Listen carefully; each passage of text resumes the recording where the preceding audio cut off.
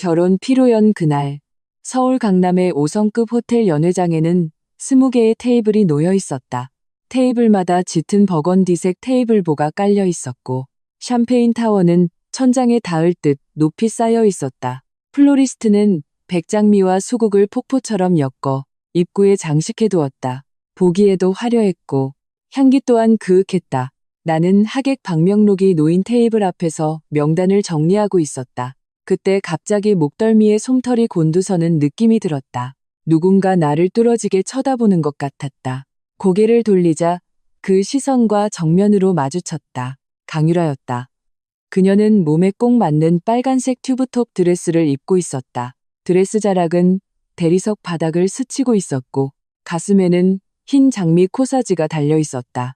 머리는 공들여 웨이브를 넣었고 손톱은 핏빛처럼 붉은색이었다. 그녀는 연회장 한가운데 서서 사람들과 웃으며 인사를 나누고 있었다. 두 발로 굳건히 선 채 자세는 더없이 자연스러웠다. 마치 이곳의 주인처럼.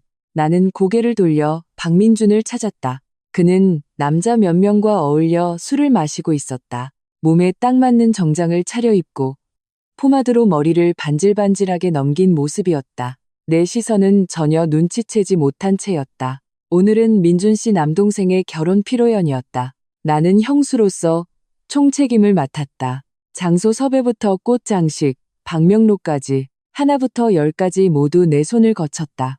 3주 동안 쉴 새 없이 뛰어다닌 탓에 구두굽이 한 겹 따라 없어질 정도였다. 하지만 그 순간 내가 직접 꾸민 이 피로연 현장에 서 있는 나는 문득 기이한 감정에 휩싸였다. 마치 내가 이곳에 있어서는 안 될 사람인 것처럼. 강유라가 샴페인 잔을 들고 천천히 내게로 걸어왔다. 그녀는 내 앞에 멈춰서서 나를 위아래로 훑어보았다. 그 눈빛은 마치 칼날로 머리부터 발끝까지 긁어내는 듯했다. 그러고는 입을 열어 웃으며 말했다. 이세연 씨, 오늘 피로연 준비는 아주 잘했네요. 근데 주관하는 사람이 너무 초라해서 전체적인 격을 좀 떨어뜨리는 것 같네. 주변 사람들이 모두 우리 쪽을 쳐다보았다. 물잔을 든 내 손에 힘이 들어갔다. 손가락 마디가 하얗게 질렸다. 나는 그녀를 향해 애써 미소를 지으며 말했다. 죄송하지만 누구시죠?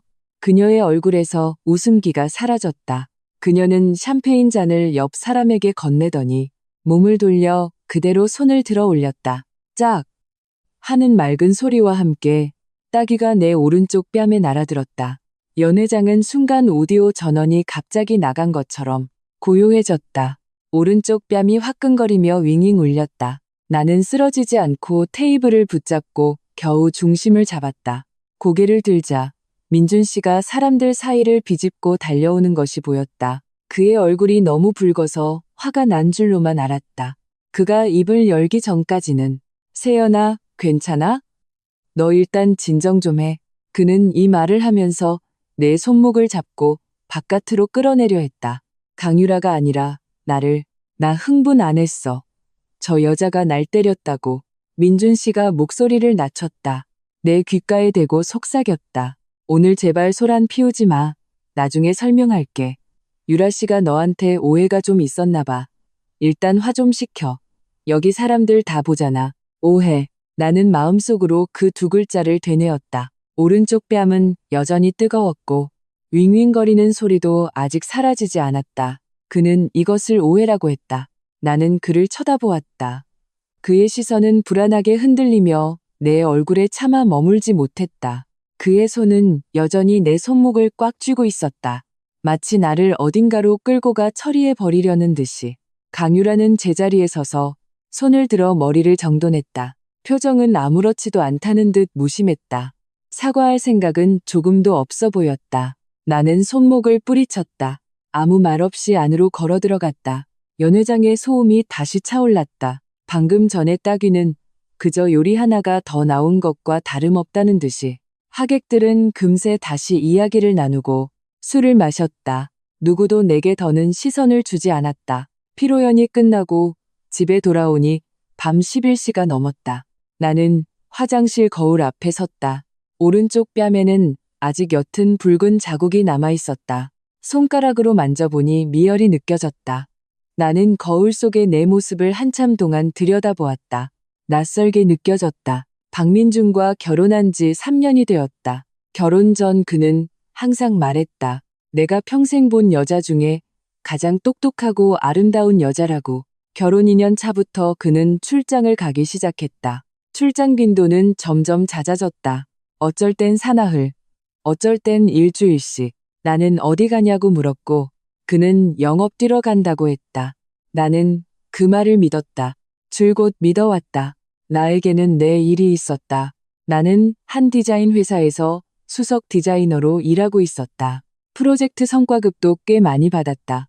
결혼 후에도 내 돈을 그에게 맡기지는 않았지만 매달 집안 생활비의 대부분은 내가 부담했다. 그는 회사 자금 사정이 빠듯하다고 했고 나는 더 이상 묻지 않았다. 나는 화장실에 서서 더 이상 이런 생각들을 이어가고 싶지 않았다. 머릿속에 어떤 선 하나가 팽팽하게 당겨져 끊어지기 직전이었다. 나는 심호흡을 하고 밖으로 나갔다. 민준 씨는 소파에 앉아 휴대폰을 보고 있었다. 움직이는 소리를 듣고 고개를 들었다. 다 씻었어. 나는 그의 맞은편에 앉았다. 강유라, 누구야? 그의 손가락이 순간 멈칫했다. 화면은 잠겨있지 않았고 나는 그가 재빨리 화면을 위로 스크롤하는 것을 보았다. 회사 동료야. 당신은 모를 거야. 오늘 아마 술을 좀 많이 마셔서 감정이 격해졌나 봐. 마음에 담아두지 마. 아니 마음에 담아뒀어. 그 여자가 왜 날 때렸지? 누구냐고 똑바로 말해. 그가 한숨을 쉬었다. 휴대폰을 화면이 보이지 않게 뒤집어 다리 위에 올려놓았다. 이세연, 당신 오늘 너무 예민하네. 친척들 다 있는 앞에서 계속 그 사람만 쳐다보고 있었잖아. 당연히 기분 나빴겠지. 나더러 어쩌라고. 나는 믿을 수 없다는 듯 그를 쳐다보았다. 그 여자가 날 때렸어. 내가 그 여자를 때린 게 아니고. 됐어. 당신 오늘 술 마셨어? 지금 감정이 정상이 아니야. 일단 자. 내일 얘기해. 나는 술을 마시지 않았다. 피로연 내내 물만 마셨다. 그도 그 사실을 알고 있었다. 그는 그저 말하고 싶지 않은 것뿐이었다. 그날 밤 나는 잠들지 못했다. 오른쪽 뺨의 열기는 가라앉았지만 무언가가 마음속에 가라앉고 있었다.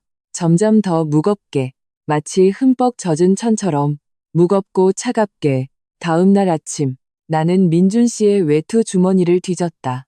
레스토랑 영수증 한 장이 손에 잡혔다. 2인분 식사. 날짜는 지지난주. 그가 지방 출장을 갔다고 말했던 바로 그날이었다. 서울 시내에 있는 레스토랑이었고 90만 원이 넘는 레드와인 한 병을 주문했다. 결제 메모란에는 유라 씨 생일 기념이라고 적혀 있었다. 나는 영수증을 제자리에 다시 넣어두었다. 손은 떨리지 않았고 심장도 비교적 안정적으로 뛰고 있었다. 다만 그 자리에 서서 내 몸 안에 무언가가 소리 없이 잠기는 것을 느꼈다. 나는 명함을 지갑에 넣었다. 집으로 돌아오는 길, 머릿속은 아주 맑았다. 마치 바깥의 차가운 바람이 모든 것을 꿰뚫어 버린 듯했다. 결심이 섰다. 서두르지 말고 천천히 일을 마치고 떠나자. 하지만 박민준이 먼저 손을 쓸 줄은 몰랐다. 그날은 목요일이었다. 나는 서재에서 자료를 정리하고 있었다. 민준 씨가 문을 열고 들어왔다. 그의 뒤에는 낯선 남자 2명이 서 있었다. 하얀 제복을 입고 있었고 표정은 지극히 사무적이었다.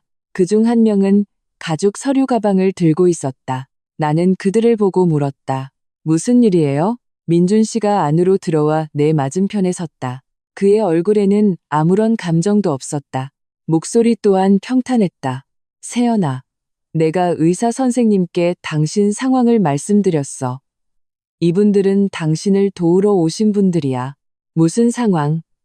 무슨 의사요? 가방을 든 남자가 입을 열었다. 목소리는 부드러웠다. 이세연님 안녕하십니까? 저희는 누리정신건강센터에서 나온 의료진입니다. 남편분께서 최근 보이신 몇몇 행동에 대해 설명해 주셨습니다. 저희는 먼저 평가를 한번 받아보시길 권해드립니다. 내 시선은 그의 얼굴에서 민준 씨의 얼굴로 옮겨갔다. 박민준 씨, 당신 무슨 말을 한 거야? 그가 한숨을 쉬었다. 그의 목소리에는 형언할 수 없는 피로감이 묻어났다. 세연아, 당신 요즘 계속 의심만 하잖아. 내가 누구랑 부적절한 관계라고 하고 피로연에서는 그 사람한테 폭력까지 휘둘렀어. 어젯밤에는 내가 잠든 사이에 내 주머니까지 뒤졌잖아. 당신 스스로 좀 이상하다고 생각 안 들어? 그 여자가 날 때렸어. 내가 그 여자를 때린 게 아니라고. 똑바로 말해. 세연아, 그의 말투가 변했다. 내 마음을 서늘하게 만드는 인내심이 깃들어 있었다. 봐, 지금 당신 모습이 바로 이래. 약간 편집증적이야. 나는 정말 당신이 걱정돼서 그래. 가서 검사 한번 받아봐. 괜찮으면 하루 이틀이면 돌아올 수 있어. 별거 아니야. 2명의 의료진이 이미 내게 다가오고 있었다. 나는 뒷걸음질 쳤고 어깨가 책장에 부딪혔다. 책 한 권이 바닥으로 떨어졌다. 당신 이럴 순 없어. 난 문제 없어. 안 가. 민준 씨는 아무 말도 하지 않았다. 그저 의료진을 향해 고개를 끄덕일 뿐이었다. 그들의 손이 나를 붙잡았을 때 나는 발버둥쳤다. 서재의 의자를 발로 걷어찼다. 박민준의 이름을 소리쳐 불렀다. 그는 서재 문 앞에 서서 바지 주머니에 손을 찔러 넣은 채 고개를 옆으로 돌려버렸다. 나를 보지 않았다. 누리정신건강센터는 경기도 외곽에 있었다. 차로 40분을 달렸다. 나는 1인실 병실에 배정되었다. 침대는 딱딱했고 창문에는 쇠창살이 달려 있었다. 창밖으로는 가지런히 정돈된 소나무들이 줄지어 서 있었다. 하늘은 잿빛이어서 날이 맑은지 흐린지 분간할 수 없었다. 간호사가 들어왔을 때 나는 전화를 쓰게 해달라고 부탁했다. 그는 보호자께서 지시한 사항이라며 이세연님은 당분간 안정이 필요하여 외부와의 연락은 권장하지 않는다고 말했다. 나에겐 전화할 권리가 있어요. 난 아프지 않아요. 당신들이 날 가둘 순 없다고요. 그의 표정은 지극히 평온했다. 낮에 민준 씨가 보였던 그 인내심과 똑 닮아 있었다. 이세연님, 우선 휴식을 취하세요. 필요하시면 침대 옆 호출벨을 누르시면 됩니다. 문이 잠겼다. 나는 침대 가장자리에 앉아 그 창문을 바라보았다. 소나무 그림자가 유리에 비쳤다. 바람이 불자 그림자가 흔들렸다. 마치 어느 쪽으로 쓰러져야 할지 확신하지 못하는 것처럼 나는 그 병실에서 이틀을 보냈다.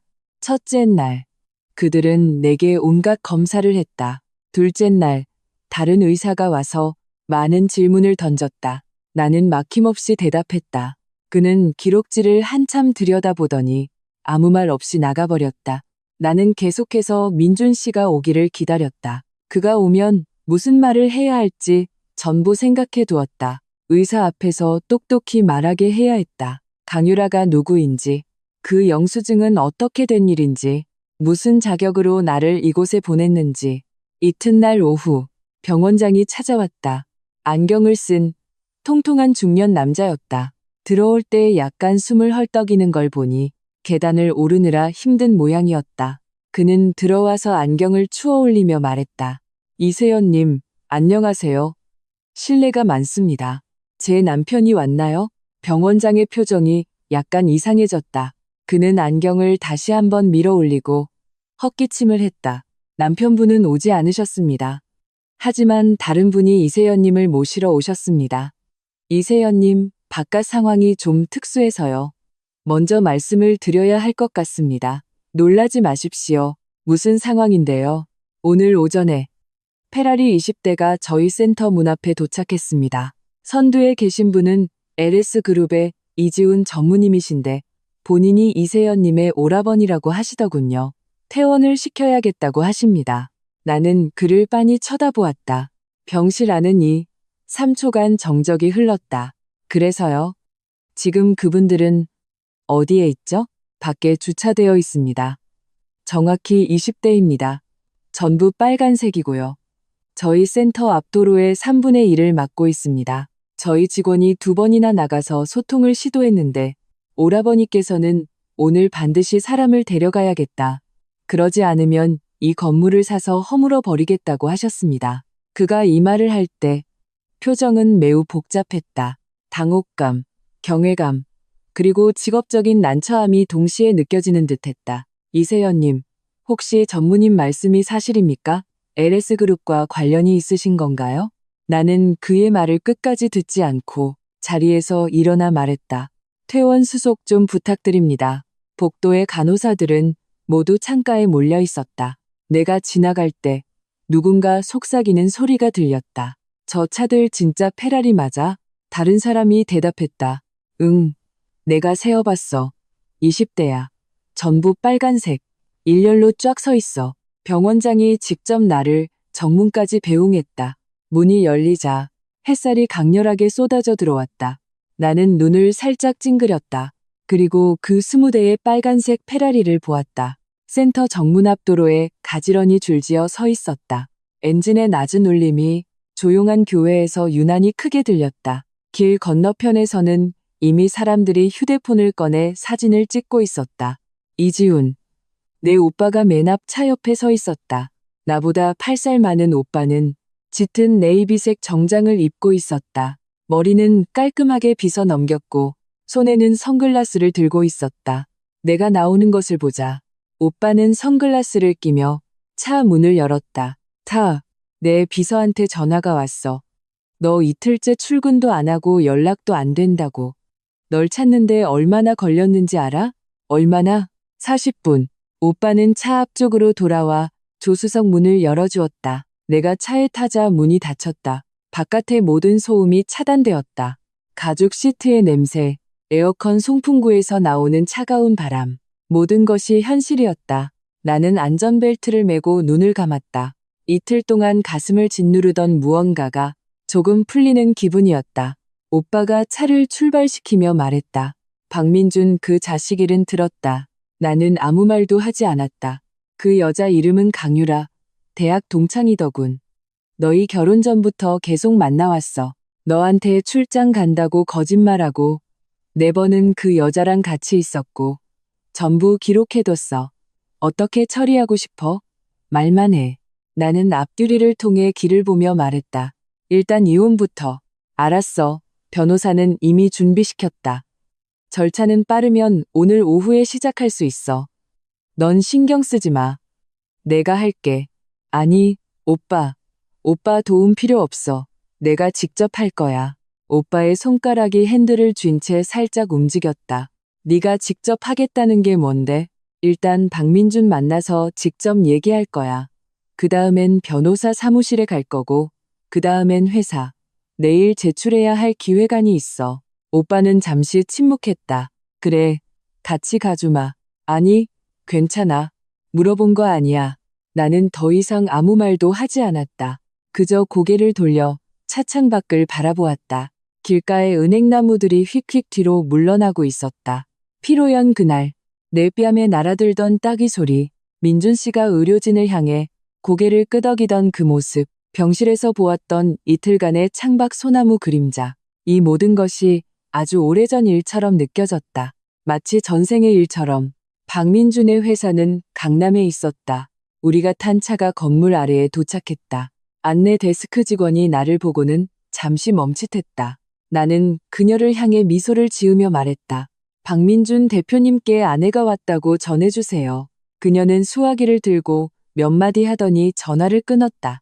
표정이 약간 복잡해 보였다. 이세연님, 대표님께서 오늘 회의가 있으셔서 다른 날 약속을 잡아달라고 하십니다. 전해주세요. 5분 기다리겠다고. 5분 안에 안 내려오면 내가 회의실로 찾아가겠다고요. 그녀는 다시 전화를 걸었다. 이번에는 침묵이 더 길었다. 전화를 끊고 나서 그녀가 말했다. 대표님께서 중요한 회의 중이시니 먼저 돌아가 계시라고 하십니다. 나는 손목시계를 한번 쳐다보고는 엘리베이터 쪽으로 걸어갔다. 오빠는 내 옆에서 아무 말도 하지 않았다. 나는 18층 버튼을 눌렀다. 엘리베이터 문이 닫히자 오빠는 벽에 기댄 채 주머니에 손을 넣었다. 회의실이 어디야? 대회의실. 예전에 와본 적 있어. 엘리베이터 문이 열리고 내가 밖으로 나갔다. 복도에서 마주친 직원 몇몇의 표정이 굳었다. 나는 그대로 걸어가 회의실 문을 밀고 들어갔다. 박민주는 회의 테이블 상석에 앉아 이야기하던 중이었다. 강유라가 그의 바로 옆에 앉아 있었다. 두 사람은 아주 가까이 붙어 있었다. 민준 씨는 나를 보고 얼굴 표정이 순간적으로 굳어버렸다. 강유라는 움직이지 않았다. 그녀는 나를 보며 입꼬리를 살짝 움직였다. 무슨 말을 하려는 듯했다. 회의실에 있던 다른 사람들은 모두 침묵했다. 분위기가 단번에 얼어붙었다. 나는 안으로 들어가 회의 테이블 앞으로 걸어갔다. 핸드백을 테이블 위에 올려놓고 말했다. 박민준 씨, 당신한테 할 말이 있어서 왔어. 그가 자리에서 일어났다. 목소리를 억누르며 말했다. 이세연, 당신 나왔어? 어떻게? 내가 어떻게 나왔냐고? 누리 병원장한테 가서 물어봐. 그는 내 뒤로 들어오는 오빠를 보고는 얼굴에서 핏기가 가셨다. 그는 오빠를 알고 있었다. 몇 번 만난 적이 있었다. 오빠가 누구인지 알고 있었다. 아마 그는 이 순간에야 이 일이 얼마나 커졌는지 실감했을 것이다. 나는 서류 한 부를 그의 앞으로 밀었다. 내 변호사가 준비한 이혼 서류야. 재산은 아무것도 필요 없어. 결혼 전 내가 산 아파트와 예금은 내 거고 결혼 후 공동재산은 반으로 나누면 돼. 사인만 하면 돼. 오늘 온 건 이 얘기를 직접 하려고 온 거야. 민준 씨의 손은 테이블 위에 놓인 채 움직이지 않았다. 그는 강유라를 한번 쳐다보았고 강유라는 살짝 고개를 돌렸다. 그가 다시 나를 보며 말했다. 세연아, 일단 진정하고 우리끼리 조용히 얘기하자. 난 아주 침착해. 당신보다 더. 나 그 병실에 이틀 동안 앉아 있었어. 아주 침착하게. 박민준, 당신이 날 그곳에 보낸 순간 우리 사이는 이미 끝났어. 그의 입술이 달싹였지만 소리는 나오지 않았다. 그리고 한 가지 더. 당신이 날 정신병원에 강제로 입원시킨 거 법적인 책임을 져야 할 거야. 내 변호사가 처리할 테니 알아서 생각해도. 나는 핸드백을 집어들고 떠나려고 했다. 그때 강유라가 입을 열었다. 이세연, 뭘 그렇게 거창하게 굴어? 애초에 시집 온 것도 당신이 원해서 온 거잖아. 누가 억지로 시킨 것도 아니고. 나는 걸음을 멈추고 고개를 돌려 그녀를 보았다. 내 말이 맞아. 애초에 내가 원해서 시집 왔지. 그래서 지금 떠나는 것도 내 스스로 떠나는 거야. 누구의 배웅도 필요 없이. 그녀는 더 이상 말이 없었다. 오빠는 내 뒤에서 문까지 기다려주었다. 오빠는 아무 말도 하지 않았고 민준 씨를 돌아보지도 않았다. 그저 나를 따라 나갈 뿐이었다. 엘리베이터 문이 닫힐 때 오빠가 물었다. 할 말 다 했어? 다 했어. 변호사 사무실로 가자. 응. 엘리베이터가 내려가는 동안 숫자가 하나씩 줄어들었다. 나는 엘리베이터 벽에 기댄 채 오른손으로 핸드백 끈을 꽉 쥐었다. 오른쪽 뺨은 이미 아무런 감각도 없었다. 그 따귀를 맞은 지 며칠이 지났지만 나는 이제야 비로소 그 흔적이 완전히 사라진 것 같았다. 이혼 서류를 제출한 후 변호사는 강제히 번 건에 대해 소송을 제기할 충분한 근거가 있다고 말했다. 이세연님, 고려해 보시겠습니까? 고려할 거예요. 하지만 서두르진 않을래요. 일단 이혼 절차부터 마무리해 주세요. 변호사는 고개를 끄덕이며 서류를 덮었다. 알겠습니다. 계속 진행하겠습니다. 사무실을 나왔을 때 하늘은 이미 어두워져 있었다. 금융센터 빌딩 아래 가로등이 켜지고 주황빛 불빛이 아스팔트를 비추고 있었다. 멀리 차량들의 후미등이 붉게 번져 보였다. 누군가는 택시를 기다리고 있었고 누군가는 고개를 숙인 채 걷고 있었다. 도시는 여전히 그 도시였고 아무것도 변하지 않았다. 그런데 이곳에 서 있는 나는 마치 처음으로 땅에 두 발을 단단히 딛고 선 기분이었다. 오빠가 내 옆에 서서 물었다. 어디 갈 거야? 데려다 줄게. 회사. 기획안 아직 다 못했어. 오빠는 나를 한번 쳐다보았다. 지금 몇 시인 줄은 알아? 알아. 8시 다 되어가. 근데 내일 제출해야 해서 안 할 수가 없어. 오빠는 3초간 침묵했다. 알았어. 데려다 줄게. 끝나면 데리러 올게. 아니 괜찮아. 물어본 거 아니야. 나는 더 이상 반박하지 않았다. 차에 탔을 때 나는 등받이에 기댄 채 창밖의 가로등이 하나씩 뒤로 물러나는 것을 보았다. 아주 오래전 내가 막 사회생활을 시작했을 때 한 번은 새벽까지 야근하고 택시를 타고 집에 간 적이 있었다. 기사 아저씨가 물었다. 아가씨, 혼자 살아요? 무섭지 않아요? 나는 안 무서워요 라고 대답했다. 그때 안 무섭다고 말한 것은 잘 몰라서였고 지금 안 무섭다고 말하는 것은 정말로 무섭지 않기 때문이었다. 오빠는 운전하며 말이 없었다. 차 안에는 잔잔한 음악이 흐르고 있었다. 나는 눈을 감았다. 오른쪽 뺨, 손목, 등, 몸의 모든 긴장되어 있던 부분이 조금씩 풀려나갔다. 앞으로 처리해야 할 일이 많다는 것을 알고 있었다. 박민준, 변호사, 회사의 기획안, 삶에는 해결해야 할 일들이 널려 있었다. 하지만 그 순간 나는 그저 이 숨을 천천히 길게 내쉬고 싶었다. 차가 멈췄다. 오빠가 말했다. 다 왔어. 나는 눈을 떴다. 회사 건물 아래 아직 불이 켜져 있었다. 김 비서가 문 앞에서 나를 기다리고 있었다.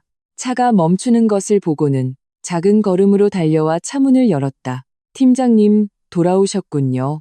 어제 연락이 안 돼서 이 전무님께 전화드렸는데 제가 잘한 거 맞죠? 나는 차에서 내리며 그녀의 손을 토닥였다. 잘했어. 고마워요. 김 비서. 그녀의 눈시울이 약간 붉어졌다. 팀장님, 무사하셔서 정말 다행이에요. 저는 괜찮아요. 들어가서 기획안 마저 합시다. 내일 제출해야 하잖아요. 그녀는 고개를 끄덕이며 눈가를 훔쳤다. 나와 함께 건물 안으로 들어갔다. 엘리베이터에 타기 전 나는 고개를 돌려 한 번 뒤를 보았다. 오빠의 차는 여전히 길가에 서 있었다. 차창이 내려져 있었고 그는 차문에 기댄 채 나를 향해 턱을 까딱했다. 가보라는 뜻이었다. 나는 엘리베이터에 탔다. 엘리베이터 문이 닫히고 고개를 들어 거울 속의 나를 보았다. 정장은 조금 구겨졌고 화장은 이미 다 지워져 있었다. 눈밑은 조금 어두웠지만 눈은 빛나고 있었다.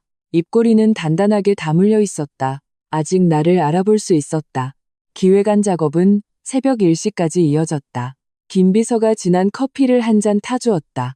마시고 나니 정신이 번쩍 들었다. 마지막으로 기획안을 전송하고 의자를 뒤로 젖혔다. 온몸에 힘이 빠져 의자에 녹아내리는 것 같았다. 아주 길고 긴 한숨이 나오는 소리가 들렸다. 김 비서는 옆자리에서 엎드려 자고 있었다. 아마 나를 기다리다가 잠든 모양이었다. 나는 내 재킷을 그녀의 어깨에 덮어주고 가방을 챙겨 밖으로 나왔다. 건물 정문 앞 오빠의 차가 여전히 서 있었다. 그는 차에 기댄 채 휴대폰을 보고 있었다. 내가 나오는 것을 보고는 휴대폰을 주머니에 넣으며 말했다. 다 했어? 전송했어. 그가 차 문을 열었다. 밤바람은 서늘했고 도로에는 차가 거의 없었다. 가로등이 길을 환하게 비추었고 양옆에 은행나뭇잎이 바람에 흔들리고 있었다. 나는 조수석에 앉았다. 차 문이 닫히자 다시 그 가죽 시트의 냄새와 에어컨의 차가운 바람이 느껴졌다. 오빠가 차를 출발시키며 물었다. 우리 집으로 갈래?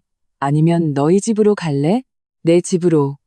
예전에 박민준 씨랑 얘기 끝냈어. 그 아파트는 내 거라고. 그 사람 짐 뺐어. 알았어. 주소 보내. 나는 주소를 보냈다. 차가 달리기 시작했다. 길이 텅 비어 있어 속도가 빨랐다. 나는 등받이에 기댄 채 창밖의 가로등이 하나씩 스쳐 지나가는 것을 보았다. 마음속은 텅 비어 있었다. 그저 고요할 뿐이었다. 마치 아주 깊은 호수 같았다. 갓 풍랑을 겪고 이제 수면이 다시 잠잠해진 바닥의 진흙은 아직 다 가라앉지 않았지만 마침내 더 이상 휘저어지지 않는 차가 아파트 아래에 멈췄다. 오빠가 말했다. 올라가. 응. 오늘 고마웠어, 오빠. 너 다음부턴 무슨 일 있으면 바로 말해. 이틀이나 기다리지 말고. 나는 오빠를 보며 말했다. 나 혼자 해결할 수 있을 줄 알았어. 넌 할 수 있어. 하지만 굳이 혼자 다 할 필요는 없어. 나는 아무 말도 하지 않았다. 잠시 후 차 문을 열고 내렸다. 건물 안으로 들어서자 입구에 센서 등이 켜졌다. 뒤를 돌아보니 오빠의 차는 아직 그 자리에 있었다. 내가 엘리베이터에 탈 때까지 나는 층 버튼을 눌렀다. 엘리베이터 문틈으로 차의 헤드라이트가 한 번 깜빡이는 것이 보였다. 그리고 천천히 떠나갔다. 엘리베이터가 올라갔다. 나는 그 안에 서서 거울 속의 나를 보았다. 여전히 그 사람이었다. 오른쪽 뺨은 말끔했다. 아무런 흔적도 없었다. 아무것도 남지 않았다. 다만 눈이 예전보다 조금 더 밝아져 있었다. 마치 어떤 일을 겪고 난 후 몇 가지를 더 선명하게 보게 되고 또 몇 가지를 내려놓은 것처럼 마치 막 비가 그친 하늘 같았다. 아직 습기는 남아있지만 공기는 깨끗했다. 앞으로 펼쳐진 길은 아주 멀리까지 보였다.